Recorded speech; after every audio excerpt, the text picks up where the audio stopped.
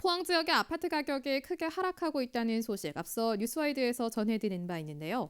그런데 포항에서는 아직도 급매물을 중심으로 한 갭 투자가 성행하고 있다고 합니다. 하지만 추가 하락의 여지가 여전하기 때문에 집주인과 세입자 모두 큰 피해를 볼 수 있습니다. 윤경보 기자의 보도입니다. 포항시 북구에 위치한 700여 세대 규모의 한 아파트입니다. 지난 2월 초 4,200만 원의 35제곱미터 세대의 매매 거래가 체결됐는데 불과 11일 만에 5천만 원의 전세 거래가 체결됐습니다. 집주인 입장에선 사실상 돈 한 푼 안 들이고 집을 사고도 800만 원이 남은 겁니다.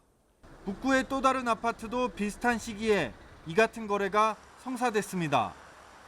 이 아파트의 84제곱미터 한 세대는 지난 2월 초 9천만 원의 매매 거래를 체결한 뒤 20여일 만에 1억 3천만 원의 전세 거래를 또다시 체결해 4천만 원의 차입금을 남겼습니다.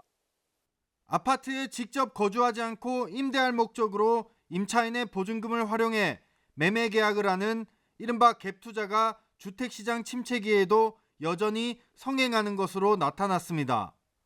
부동산 빅데이터 플랫폼 아실에 따르면 올 들어 포항 북구 지역에서 이뤄진 매매 계약 650여 건 가운데 3.3%에 달하는 22건이 갭 투자였던 것으로 나타났습니다. 특히 최근 가격이 급락한 지역을 중심으로 거래량이 늘어나고 있습니다.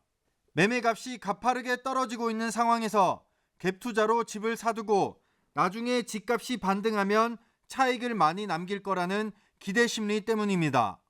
하지만 앞으로 역전세난을 주의해야 한다는 목소리도 나옵니다.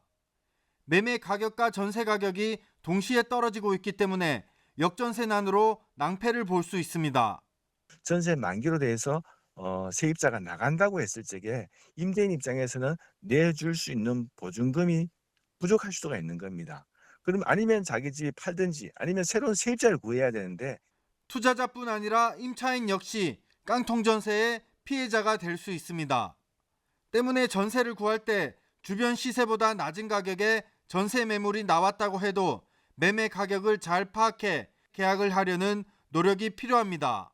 차익이 생기면은 그거를 임차인한테 주고 가서 주고 임차인에게 결국에는 이제 감액을 시키는 거죠. 전세 보증금을. 그러면 내가 이제 3억인데 지금 2천만 원 받았으면은 2억 8천 이렇게 이제 감액으로 다시 이제 전세 계약서를 써면 되는 거죠. 그게 제일 올바른 방법 같아요. 어차피 집값은 또 오를 거라는 심리에서 비롯된 갭 투자.